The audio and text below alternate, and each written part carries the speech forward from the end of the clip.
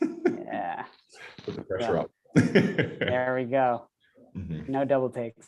So, all right. Hello, everyone. This is Sergio Marrero, and we're here at RBL1 Live with a good friend and awesome guest. Haven't seen each other since before the pandemic, so I'm glad he was able to join us today.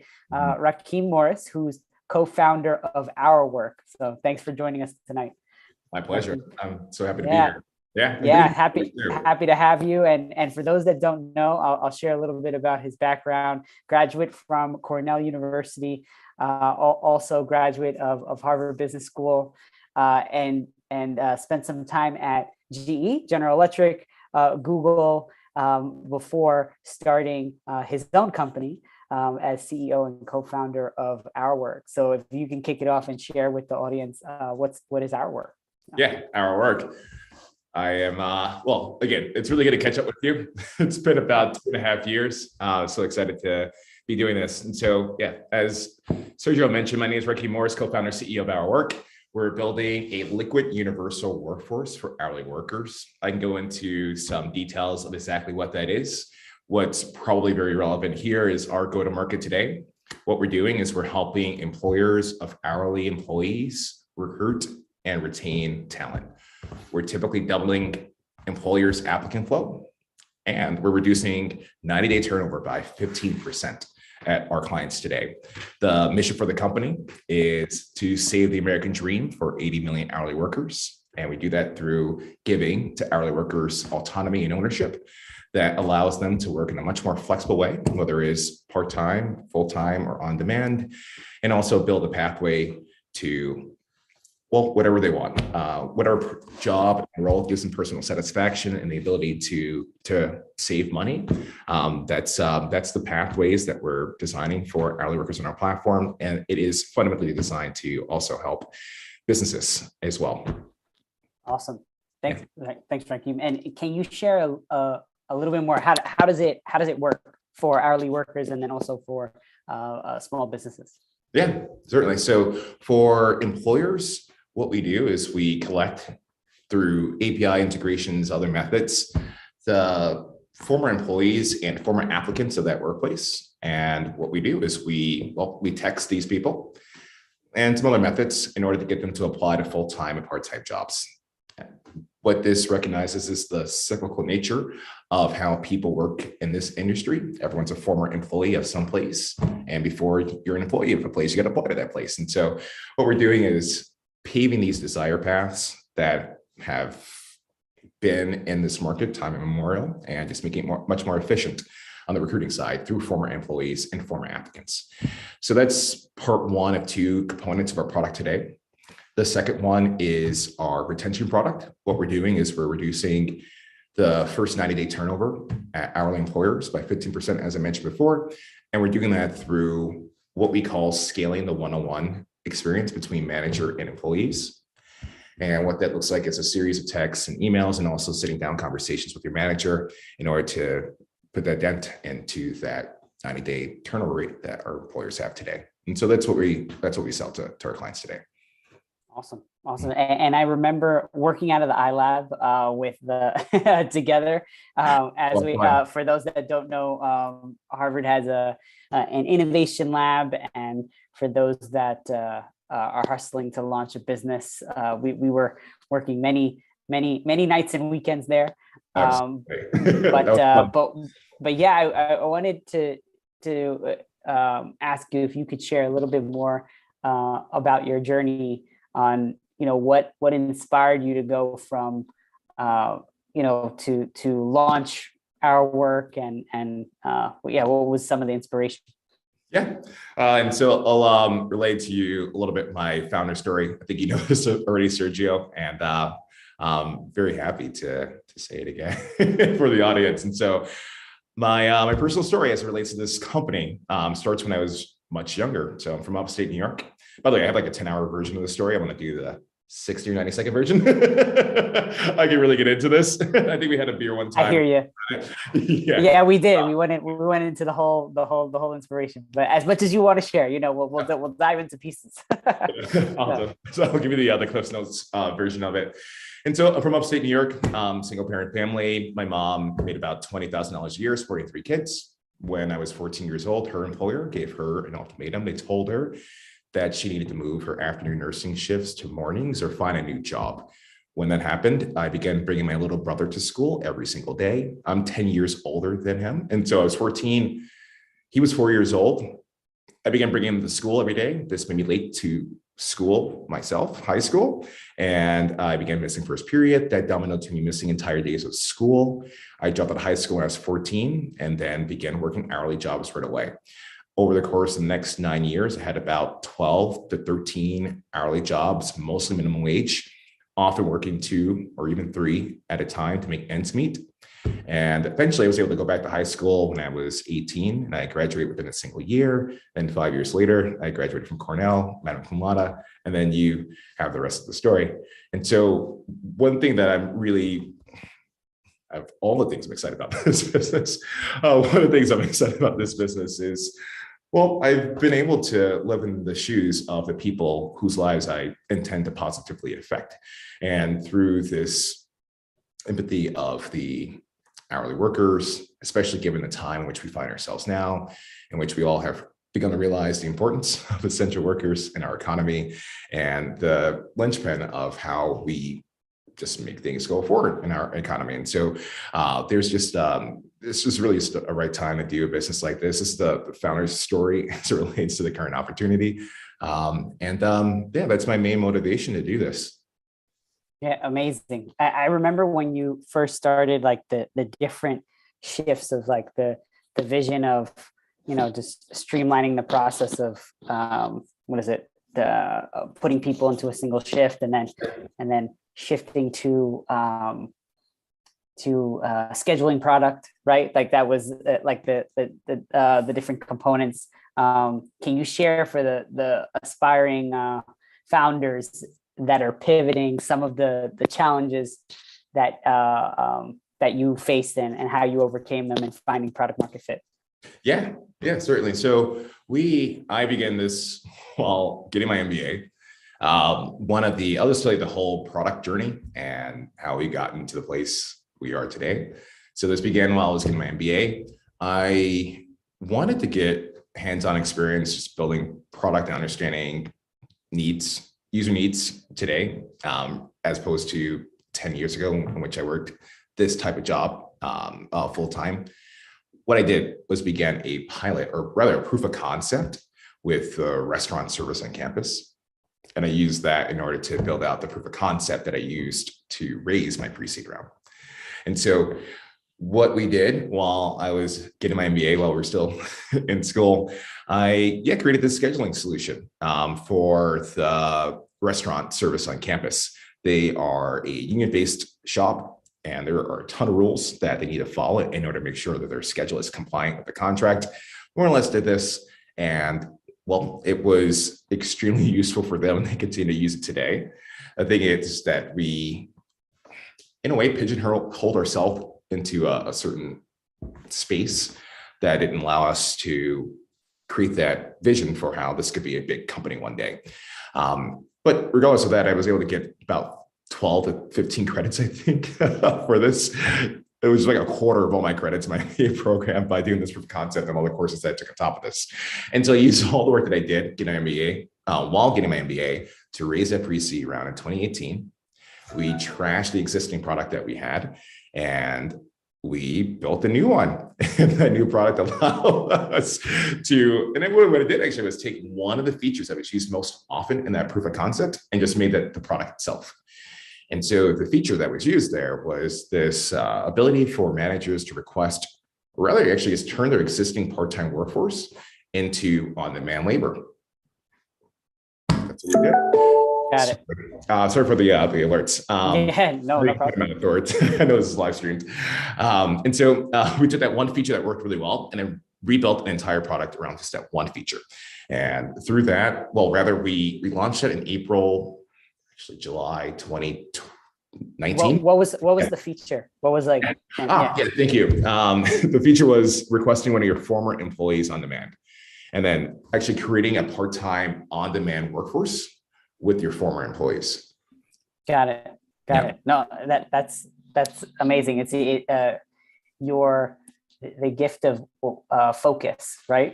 Yeah. If you have to build it all over, narrow the focus. And and when you talk about it being portable for other customers, did you shift your intended customer base? Like you were still using like small businesses, food services, right? Did that shift, or did that pretty much stay the same? Yeah, great question. So before we were targeting these food services companies, after we raised our pre-seed round, we began targeting enterprise janitorial services firms. These are companies that clean commercial buildings. And then that's what we changed it to post that pre-seed round again. Painting out this picture from that point in time, when the pandemic happened, we had 15 customers. 13 of 15 were companies that clean janitorial or just commercial buildings rather. And when the pandemic happened, there were no commercial buildings to clean, and we lost all our revenue as a company. And then we had to go through another process, pivoting in 2020 in order to get to where we are today. And so what I described in the beginning of the podcast was our current product, the current product that we pivoted from, that product we released in 2019. Got it. Wow, that is intense. It's like, so share a little bit about that. What did you, so pivoting into, well, so are you still serving those same companies? Can you talk a little bit more about that shift from during COVID? Yeah. That's a great question. So a couple of those companies went completely out of business. Okay. Yeah, just went under. There's exactly 2 customers that we have from our work, V0, which is actually search, that began paying us again after things began to stabilize for them a bit. Got it. Amazing. And and during the journey, I know you guys have how much have you raised in total so far? I can tell you what PitchBook says, but I'll about 17 million is what I was like. That's an amazing feat. PitchBook has it? Huh? PitchBook has 17 million. That's what it says. 16.99, something like that. Oh yeah, that's actually pretty close. I'm surprised because a lot of it isn't public. Maybe I filled out something. I don't think so though, but it's a little bit north of $18 million. Okay, there you go. Amazing. Yeah, and can you share a little bit on in going up, for founders that haven't yet raised or haven't hit those, can you talk about what are the things you had to do to do that and to make sure you seal the deal? Any advice for hustling founders? Definitely. I'm not sure. Well, the first thing is that you're going to make a lot of mistakes. You know what? I can take a step back and try to structure this answer a bit better. And so every time I've been fundraising, I've always, I wish it was more intentional, but what's happened is that the first couple of investors for each round, I flub or just do something stupid. In the first couple of pitches, I guess make mistakes. I've been in a position for each of the 3 times that we've raised that in the beginning of pitching and trying to fundraise for that round, the first couple of meetings were just bad. They're bad meetings. I'm still warming up for the game. And fortunately, those earlier investors in each of the 3 times of fundraise, they haven't been exactly the people I would ideally want to raise money from. No offense or affront to anyone, but they just weren't. And so toward the end of beginning, or rather fundraising for that round, I was getting those multi-investors that I really wanted to be part of our work. And the pitch by the time I got to those folks was solid, and I'm just hitting at the park each time. In the later half of my the latter half of my fundraising for each of the rounds. And so that's something that I'll begin to more intentionally do going forward. Taking the first couple of meetings and have those be practice until I get into the conversations with investors who I truly want and generally want to be by our side, not because of who we are exactly, but because of the resources that they can provide to us and the things I hear about them, either through direct primary information, through due diligence of that firm, or just from when I'm able to glean from online sources that I'm able to come across. No, that's a great tip. Like, practice makes perfect. Sequence the investors that you're swinging to. Shifting back to the I also same thing. I think we have alignment on building for-profit companies, but having that impact. Would love your thoughts and opinion on the gig economy. While on one side is empowering folks, right, to work more flexibly and choose when they work, choosing when they work, where they work, and what they're doing. Some of these larger companies like the Ubers and Lyfts of the world, there's a push, right, for them to provide more benefits and support to because of the kind of some of the lack of infrastructure at the larger level, at least in the US. Can you share a little bit more of what you think needs to happen? What do you think companies need to do to better support hourly workers and help them build careers and better life for themselves? Would love any thoughts on that. Yeah, definitely. So I'll take this attack. I'll address this answer in two ways. The first one is just this idea of having a for-profit impact business.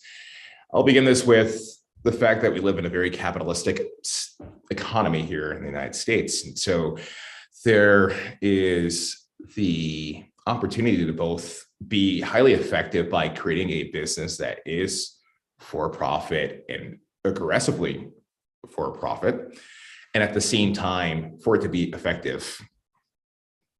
From my perspective, now you add into this the impact part of this, and so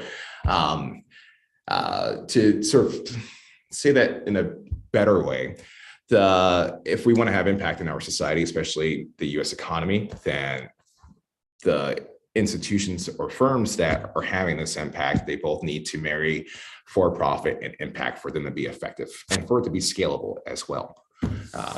And so that's one. And making a certain allusion to nonprofit groups that target this industry, they do incredible, valuable work.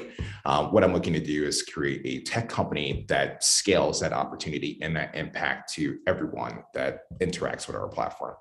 And so it's just a very broad view of things, and that sort of sets up where the economy needs to go for hourly workers and how it needs to change. Our company is fundamentally created to redesign the way that labor works in the United States and then beyond. The thing that we want to tap into is this idea that people are going to be working in a much more flexible way in the future. And that being driven by technology, the ability to understand better the skills that people have and the time that they have available to work. And being able to do that in a way in which people feel as if they are entrepreneurs in this broader economy. And then with that sense of being entrepreneurs as an hourly worker, the hourly worker begins to build this confidence that allows them to not only get greater wages, but begin to strive toward greater opportunities, given this entrepreneurial go-get-em type spirit that a platform like our work can do for hourly workers. And so what we're looking to do through our platform, and this is what I believe needs to happen with just the way that hourly workers work and how the labor economy works for hourly workers. What needs to happen is we need to give hourly workers both autonomy and ownership of the skills that they learn through their employers. To say it a different way, we need to begin to credential all the billions of dollars of on-the-job training that hourly workers receive. And then with that credential, allow the hourly worker to work anywhere that accepts that credential, which is effectively their skills. And so what we hope to do through our platform, or rather what we're already doing today, and we already have a ton of proof points, is we're showing that former employees, the skills that they learn on the job, those skills are still relevant after they leave that employer. It's the case that we're recruiting for employers, both their former applicants and former employees. It's the case that when employers have the option of choosing a former applicant or a new applicant for that matter, versus a former employee, they're choosing the former employee at a ratio of 3-to-1. And so employers recognize that skills that they train people on and have really invested into their hourly workers, that is a genuine investment, because these hourly employees return back to their former employers and they're just as productive as the day that they left. And so that's what we're proving today through our platform. And we also want people to be able to use their former skills. By the way, the ownership part of this is that credential. They have that, it's theirs forever. The second part of this is autonomy, being able to use that credential anywhere that person wants to use it. And so in the most simplistic example I can think of right now is someone being a cashier at McDonald's, being trained as a cashier at McDonald's, quitting, and then earning their credential and the autonomy to use that credential at any of the McDonald's in the country, all 14,000 McDonald's in the country. That's what we want to do through this platform. And through this combination of autonomy and ownership, that's how we instill the entrepreneurial spirit in every single person that works. And that's how we create a brighter future for everybody in the labor economy. Awesome. Also, I mean, especially, I think a lot of people don't know that most people in the US don't have a college degree. So, I mean, in terms of this micro credentialing that they can take, that individuals can take with them, extremely valuable, and the kind of beginning of that work, a little bit more fluid workforce. What are your thoughts also on the kind of benefits in retirement side that are? I agree that this is really cool. The credentialing. Curious on your just general thoughts. Doesn't mean that our work is addressing it, but just more of your as a future thinker in the space, architecting of where it's going to go. What do you think needs to happen there for hourly workers? Yeah, I love the question. I am also one of 17 commissioners of the state of Massachusetts studying the future of work. The report is out as of Tuesday. You can go to, actually, I don't know the link, but I'm sure if you search future work edition, you'll find it. It'll be the first link that you have. And so one of the things I'm really excited that was included in the report was this idea of portable benefits. It's something I've been advocating for as long as I had this concept of this company in mind. Portable benefits is the ability for multiple employers to contribute proportionally to your benefits. So you can imagine that you've worked at, let's say you work at 4 construction sites and you're a construction worker, and you spend roughly 25% of your time among those 4 different construction sites. Your 4 different employers would pay about a quarter to your benefits, whether it's health insurance, 401k, you have it, you name it. That's portable benefits.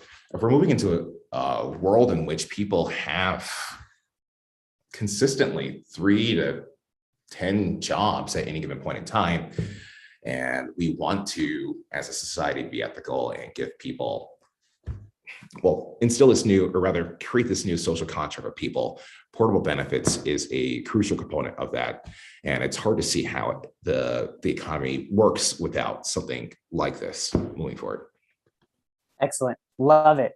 And the link will be in the post, so don't worry. No, that's great. No, but that's great. I mean, that's exactly what you need, right? If they're working at multiple employers, I mean, calling employers to fulfill that responsibility as well. I think it is difficult given the fractured nature, right, of work is no longer just 9 to 5 or just with one employer. This collective benefits is crucial for. Thank you for sharing that. Pleasure. Well, I know. I appreciate your time, and I know this was a kind of a brief intro. I know for folks, I would say check out our work. The link is in the live stream notes. But if you could share with the audience before we close, what's next for our work? Yeah, what I'm really excited about are these worker-facing products that we're creating. We are now developing products that fundamentally help the worker first, and as a side effect, helps the employers. These are products similar to what we did last year, a website we have called uihelp.org, and UI is unemployment insurance. So it's unemploymentinsurancehelp.org, essentially. And what we did is we had about 130 volunteers across the country help about 250,000 people get their unemployment insurance benefits. And so the facilitation of something like getting your insurance, your unemployment insurance, when you've been let go or fired or furloughed or whatnot, we're creating products and tools and services that allow people to access that income. Just facilitate accessing that income. So that's just an example of all the things that we're thinking about internally. The thing that we're looking to do is to maximize workers' incomes, not necessarily by increasing wages, which I think will just happen organically through a platform. Well, just the way that the economy is going, if you have more employers, there's more competition, wages are going to go up. This is just Econ 101. But what I'm getting to is that these products that we're creating, even though they're worker facing, they benefit the employer ultimately, because the workers have much more income by being able to work greater number of hours in a way they feel supported by their employers through the portable benefits or the other services that we would create as a company. And I'm really excited about that. Amazing. So thank you, Rahkeem, and thank you everyone for tuning in. Rahkeem Morris, CEO and co-founder of Our Work. Again, to check out the company, the link is in the live stream notes. And thanks for joining us tonight. Appreciate your time. Yeah, my pleasure, and great to catch up with you, Sergio.